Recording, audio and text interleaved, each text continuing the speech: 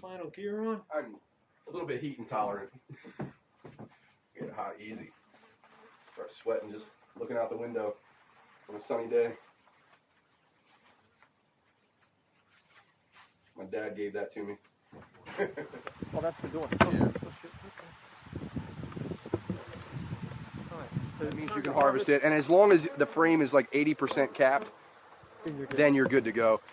So I've made a mistake. I should have been feeding them because they've actually eaten most of the honey out of these two frames that I was hoping to be able to harvest. So when you say feed them, we're talking the sugar water. The sugar water. Yeah. So the nectar flow really drops off, middle to end of summer. But I was still seeing a lot of flowering things out here, and I was watching the bees come back, and they were covered in pollen. So I was like, we're probably good. But I should have got. Yeah. But I should have gotten in here sooner. Oh, see, these things are like, there's nothing in here. It's light as can be. This is the honeycomb, yeah.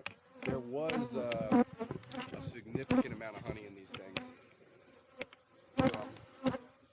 This top box is just empty, so at some point today, I'm going to get one of my feeders set up so that they have an additional nectar source.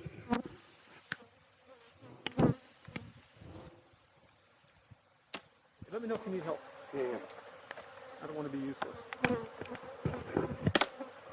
But this is like one of the coolest things I've done. This is the coolest thing I've done since I've been in Maryland, for sure. So this is the queen excluder. The queen excluder, correct. And there's different kinds of excluders that, say if I wanted to harvest this honey, the day before I would put a bee excluder underneath of it. And it basically creates a maze for them to get out, and they can't figure out how to get back in. And in that 24-hour period, all the bees would cycle down through and not figure out how to get back up inside of it, so you can take the honey super off without it being full of bees, and then you can go harvest the honey out of it. Hey, now tell me, do you think that we'd be getting stung up like crazy? Oh, yeah. They would. Well, so they're not really angry right now.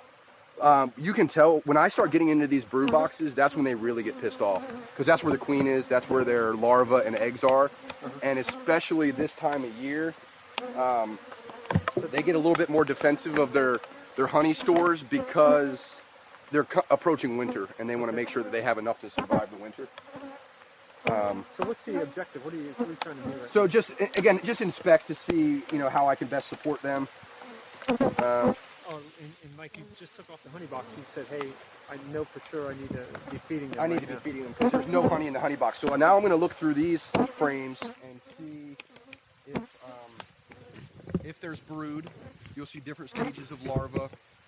If they have honey in there as well. Oh yeah, it picked up the excitement. So, see these little dark wafers in there? Those are pollen wafers. After hatching, the larva eats exclusively pollen wafers for I think it's 3 days or something like that. How they get pissed off? Yeah, I can feel them like hitting me. You can see like. You don't much like the camera. Some honey, you can see that liquid in there, that's a little bit of nectar, but I'm not liking that. There's not much in here. This frame is very light. Yeah, I definitely messed up that sooner. I don't think it's too late as far as to help the hive. How long ago did you harvest the honey?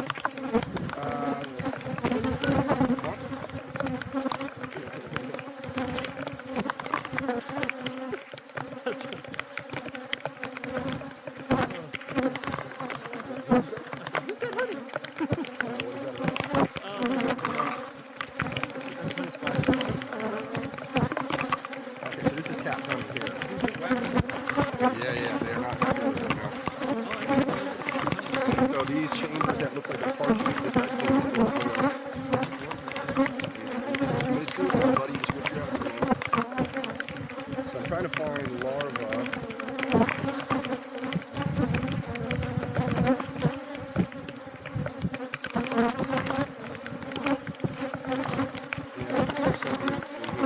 Not a lot, but there should be a slowdown in larvae right now anyway.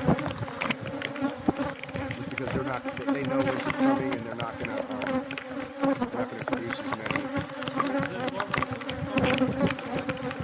No, this is the blood of the bee. It's in there tending to whatever.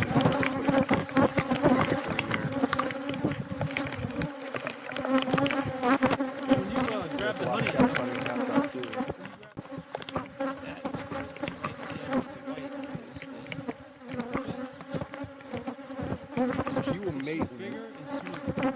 and has a large, smooth black behind her head. And then the guy that I bought the bees from Mark's in this one. Finding her. It's interesting. She early in her life will go.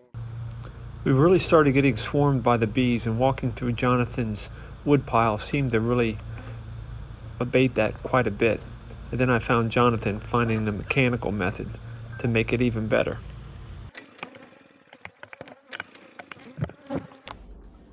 All right, we're doing a honey purification test here.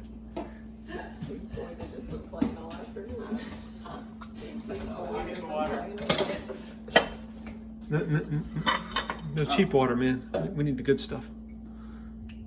Okay. And you pan it like gold.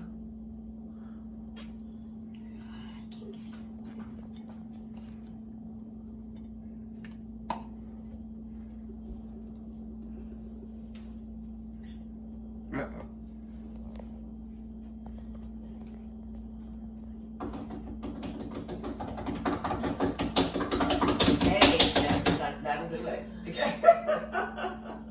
Maybe. Look at that. Whoa.